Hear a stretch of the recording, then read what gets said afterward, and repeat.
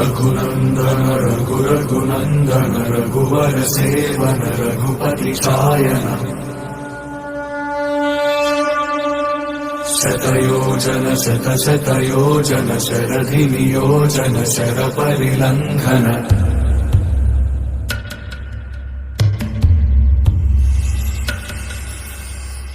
Raghunandan